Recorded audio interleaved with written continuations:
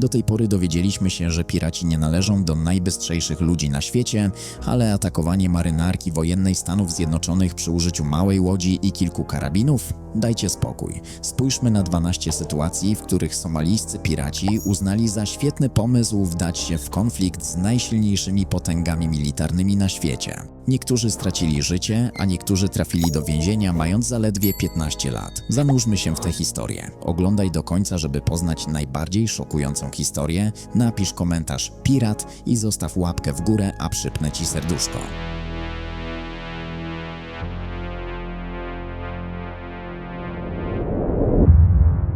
Prywatnie chroniony statek towarowy. Grupa somalijskich piratów na pokładzie 2 szybkich łodzi próbowała przejąć duży statek towarowy. Nie mieli jednak pojęcia, że na pokładzie znajdowali się amerykańscy najemnicy. Z definicji najemnik to osoba, która dołącza do konfliktu zbrojnego dla zysku osobistego. Ci mężczyźni byli opłaceni jako kontraktorzy, by chronić statek przed somalijskimi piratami. Do próby przejęcia doszło w Zatoce Adeńskiej, zwanej Aleją Piratów, ze względu na idealne położenie do przejmowania statków przez somalijskich rabusiów. Na nagraniu, które trafiło do internetu w 2017 roku, widać szybką łódź wypełnioną piratami zbliżającą się do dużego statku. Najemnicy, wiedząc, co się za chwilę wydarzy, zaczęli celować z karabinów w kierunku szybkiej łodzi i oddali kilka strzałów ostrzegawczych.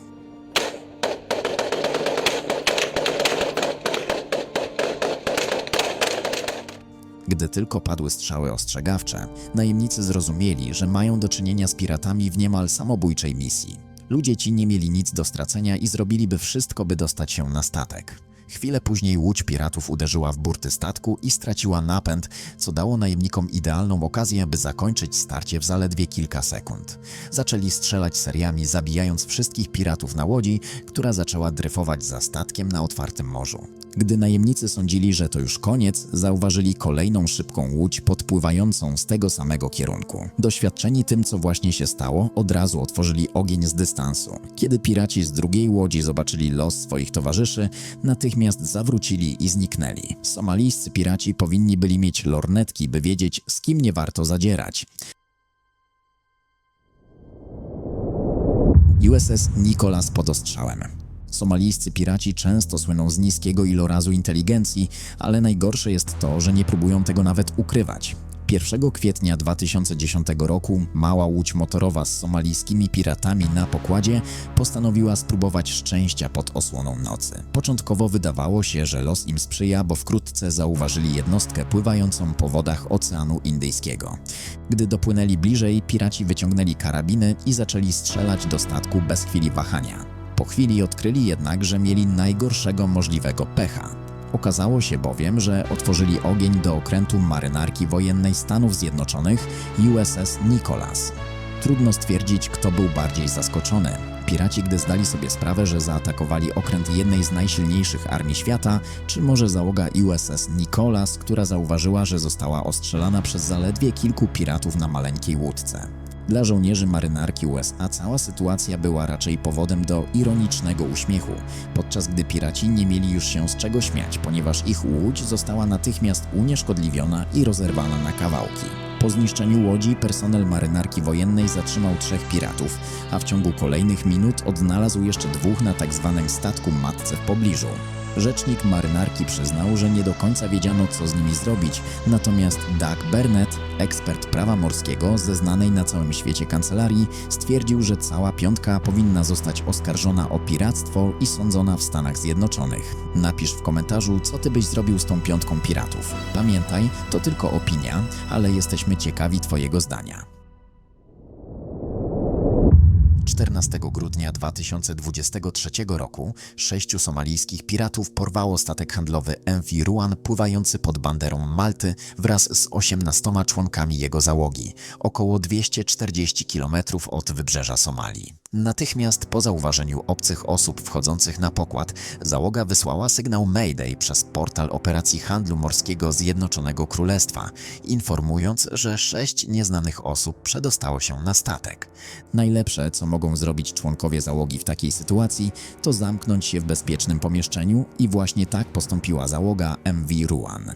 Jednak piraci szybko sforsowali drzwi do schronienia i wyrzucili ich stamtąd. Marynarka wojenna Indii odpowiedziała na wezwanie o pomoc, wysyłając swój okręt wojenny z patrolu antypirackiego oraz morski samolot patrolowy. Niedługo po przejęciu statku przez piratów jeden z członków załogi zdołał uciec dzięki konieczności uzyskania pomocy medycznej, zostawiając za sobą 17 kolegów. Ewakuowano go na pokład indyjskiego okrętu, który od pewnego czasu obserwował MV Ruan. Wtedy piraci zaczęli się obawiać, że tracą kontrolę, ale w rzeczywistości byli kilka kroków przed wojskiem, na tyle by utrzymać statek przez kolejne 3 miesiące, zanim zostali ostatecznie zaatakowani przez marynarkę Indii. 17 marca 2024 roku indyjscy komandosi morscy przejęli MV Ruan około 480 km od wybrzeża Somalii, ratując 17 członków załogi, 9 z Mjanmy, 7 z Bułgarii oraz 1 z Angolii. Tego dnia indyjscy żołnierze zaatakowali statek z różnych kierunków. Część przedostała się na pokład bezpośrednio z okrętu marynarki, inni dopłynęli w mniejszych łodziach, a najbardziej spektakularne było to, że niektórzy dosłownie wylądowali na statku, skacząc ze spadochronami. Cała operacja trwała aż 40 godzin, ale zdecydowanie było warto. Mimo że MV Ruan zostało przejęte z początku przez 6 piratów, a marynarka wojenna Indii schwytała 35, czyli 29 dodatkowych, zdołało dołączyć do swoich towarzyszy w trakcie, gdy okręt znajdował się pod okiem indyjskiej antypirackiej jednostki patrolowej. Późniejsze śledztwo wykazało, że porwanie MV Ruan miało być dopiero początkiem większego planu piratów. Chcieli uczynić ze statku tzw. statek matkę, służący do przechwytywania innych, większych jednostek. Jednak piraci nie wzięli pod uwagę jednego. Mieli do czynienia ze strażnikiem Oceanu Indyjskiego. Ostatecznie cała 35-osobowa grupa piratów została przetransportowana do Mumbaiu, gdzie staną przed wymiarem sprawiedliwości. Fakt, że używali członków załogi jako żywej tarczy i narazili zarówno właścicieli MV Ruan, jak i indyjskie siły zbrojne na wielomilionowe straty, tylko pogarsza ich sytuację. Przynajmniej zachowali głowy, w przeciwieństwie do piratów z kolejnego przykładu. Chiński statek handlowy Tai Anu. 20 listopada 2010 roku piratom udało się przejąć chiński statek handlowy Tai Anu, znany też jako Tianku.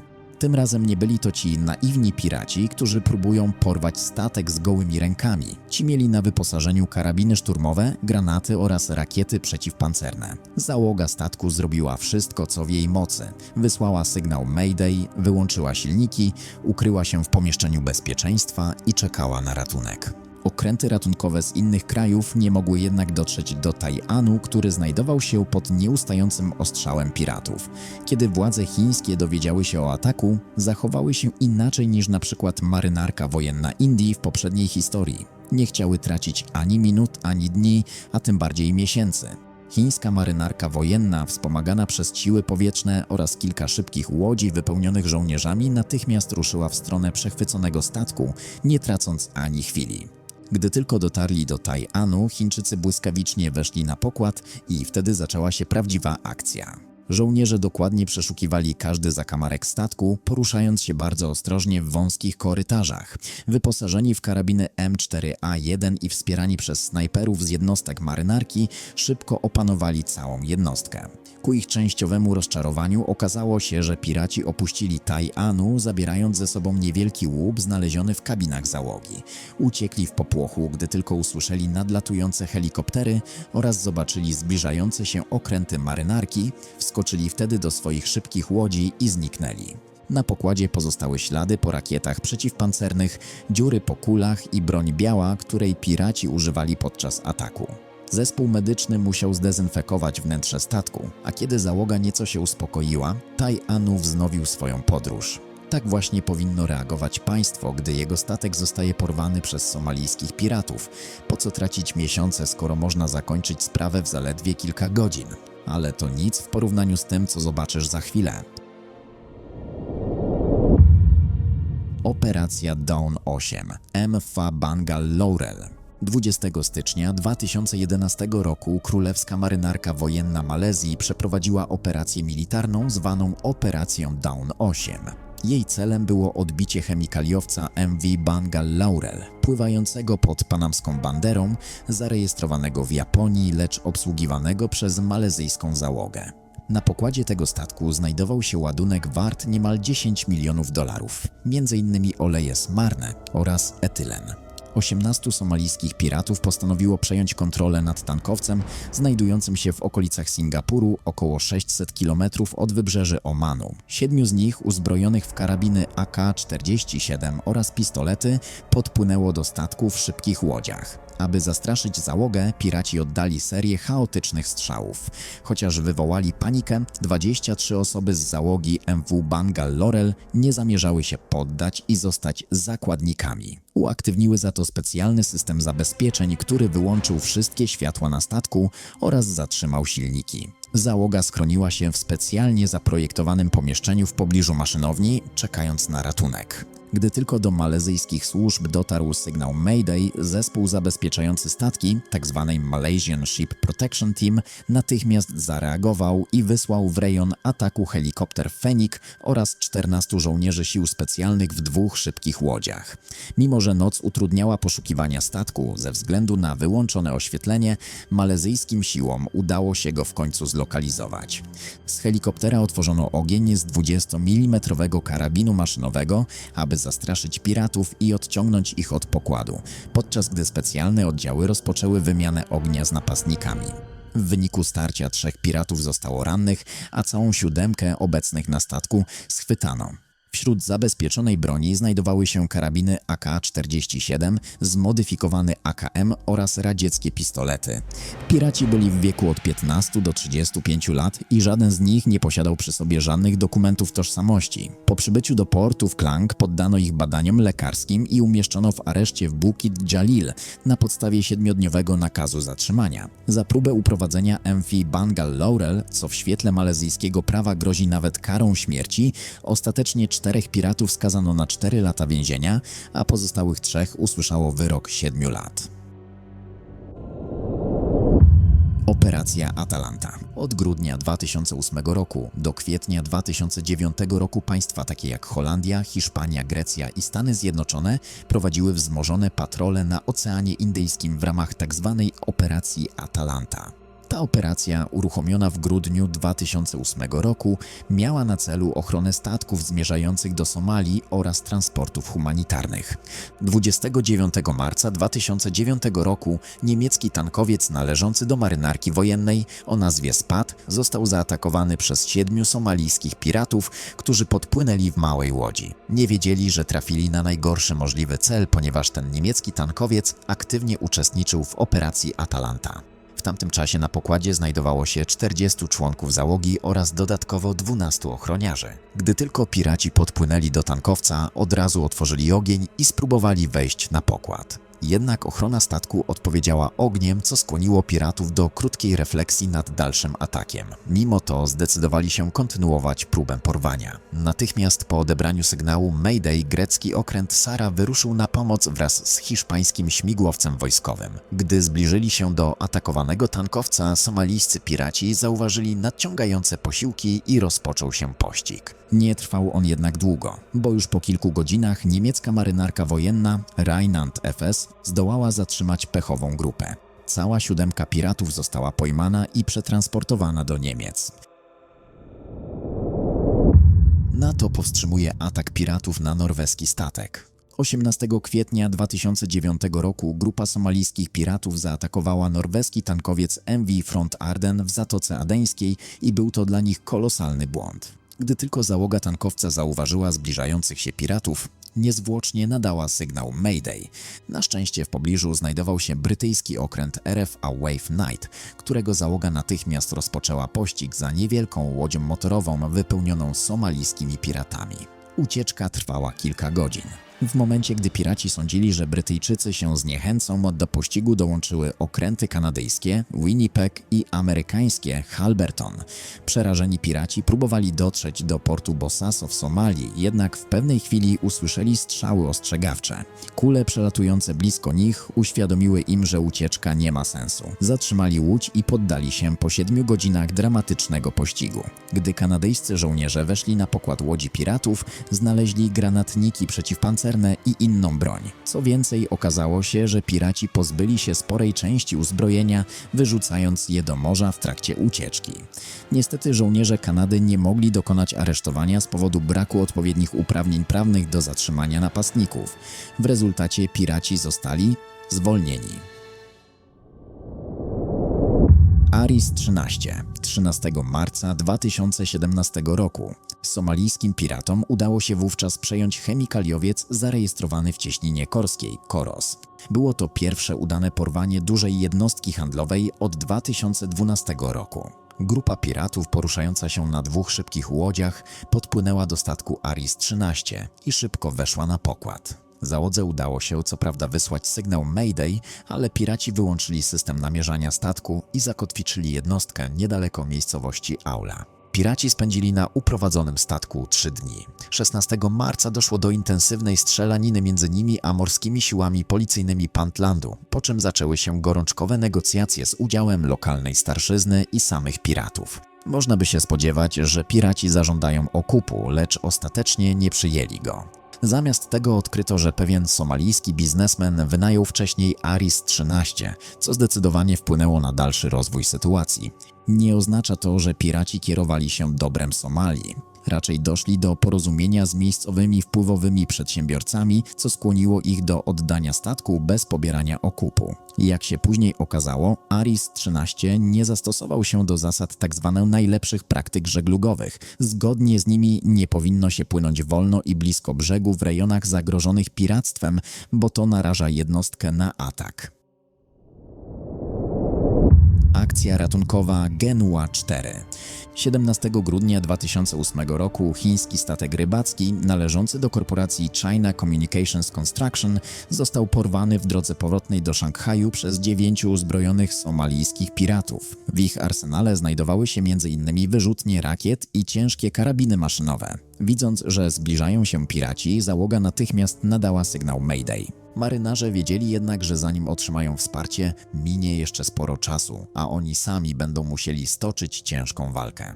W stronę statku wyruszył malezyjski okręt wojenny o nazwie S. Inasaki oraz śmigłowiec sił zbrojnych Malezji. Tymczasem 30 członków załogi Genua 4 przygotowywało się do starcia. Byli szkoleni na wypadek takich sytuacji i doskonale wiedzieli, jak się bronić. Załoga szybko zaczęła przygotowywać dziesiątki koktajli Mołotowa, wykorzystując także działa wodne i butelki po piwie, by odpierać ataki piratów, którzy celowali w nich z granatników przeciwpancernych. Po kilku godzinach intensywnej walki dotarły wojska malezyjskie i otworzyły ogień do piratów, zmuszając ich do odwrotu. Napastnicy, widząc, że są w gorszej sytuacji, porzucili starcie i zdołali uciec. Ostatecznie piraci, mimo wyraźnej przewagi w uzbrojeniu, przegrali. Żaden z członków załogi Genua 4 nie odniósł obrażeń.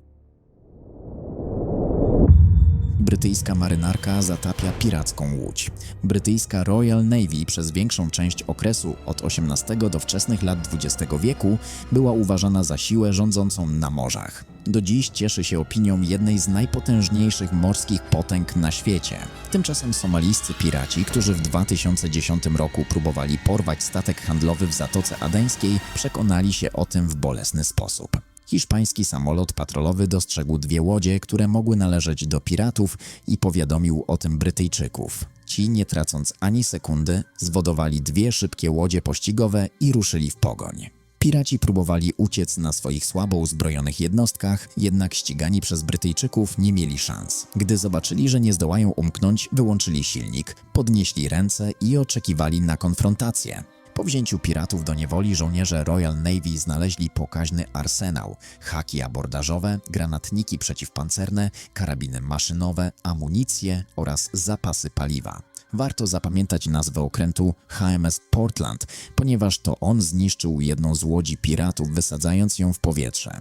Jednak całej dziesiątki zatrzymanych piratów nie postawiono przed sądem z powodu, jak stwierdzono, niewystarczających dowodów. Trudno wytłumaczyć, w jaki sposób granatniki, karabiny i haki abordażowe nie stanowiły wystarczającego dowodu na działalność piracką. Oglądaj dalej, żeby poznać kolejną zaskakującą historię. SS Irene. Mimo że ten atak miał miejsce w 1927 roku, nadal uchodzi za jedno z najbardziej szalonych pirackich porwań w dziejach. Powodem nie jest samo przejęcie statku należącego do chińskiego armatora China Merchant Steam Navigation Company, lecz sposób, w jaki brytyjska marynarka wojenna rozwiązała tę sprawę. 19 października 1927 roku piraci skutecznie porwali SS Irene. Gdy wieść o tym dotarła do Royal Navy, Brytyjczycy zdecydowali się wykorzystać swoje zabawki do walki z piratami. Nie wysłali jednak okrętów wojennych, na ratunek ruszyły aż 2 łodzie podwodne zacumowane w Hongkongu. Początkowo mieli trudności z namierzeniem SS Irene, ale ostatecznie zlokalizowali ją następnego ranka. Załoga jednej z łodzi podwodnych, L4, zauważyła 18 piratów uzbrojonych w pistolety automatyczne. Było jeszcze ciemno, więc L4 pływała na powierzchni z obsadą przy 10 mm armacie pokładowej, oryginalnie 102 mm i reflektorem. Porucznik Hallahan, dowodzący L4, wiedział, że torpedy nie przydadzą się do odbicia statku, ale mógł użyć działka pokładowego. Gdy tylko L4 zajęła dogodną pozycję, włączono reflektor i wystrzelono pocisk ostrzegawczy.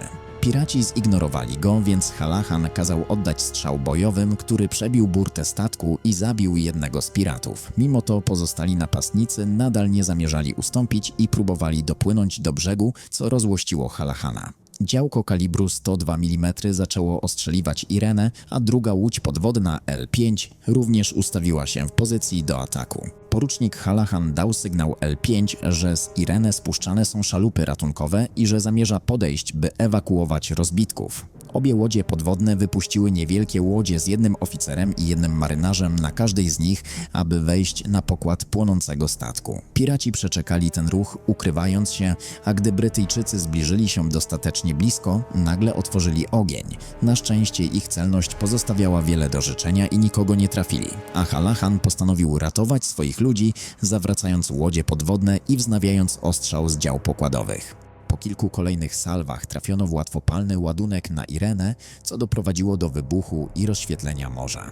Większość z 258 pasażerów SS Irenę zdołano uratować, choć 14 zaginęło. Ocaleni trafili na pokład łodzi podwodnych i zostali przetransportowani w bezpieczne miejsce. Brytyjczycy ugasili pożar, lecz ogrom wody wpompowanej do wnętrza statku sprawił, że Irene przewróciła się i następnego dnia zatonęła. Policja z Hongkongu wyłapała kilku piratów, którzy próbowali wmieszać się w tłum ocalonych, a łodzią podwodną L5 zatrzymano kolejnych 7. W sumie 17 Chińczyków uznano za winnych piractwa i powieszono w Hongkongu. Armator SS Irene próbował pozwać porucznika Hallahana za zatopienie statku, ale Hallahan wygrał sprawę, powołując się na prawo do niszczenia każdej jednostki opanowanej przez piratów. Wrak SS Irene przez pewien czas spoczywał częściowo zanurzony w wodzie, aż został wydobyty i przywrócony do służby. To kolejny dowód na to, że z brytyjską marynarką wojenną lepiej nie zadzierać. Od stuleci rządziła na morzach i do dziś doskonale wie, co robi. W ostatnich latach piractwo wyraźnie zmalało, jednak takie incydenty nadal się zdarzają, głównie ze względu na brak silnych struktur państwowych w Somalii.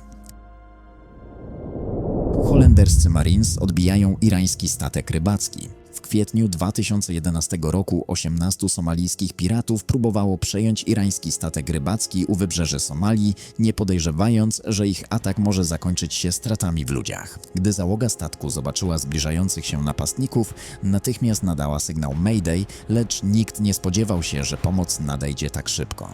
Po dotarciu na miejsce ataku, holenderska marynarka wojenna na pokładzie okrętu HMS Trump błyskawicznie wypuściła 2 motorowe łodzie szturmowe, nie wiedząc jeszcze, jak mocno piratom zależy na przejęciu tej jednostki. Piraci odpowiedzieli ogniem, co wywołało w Holendrach silną reakcję.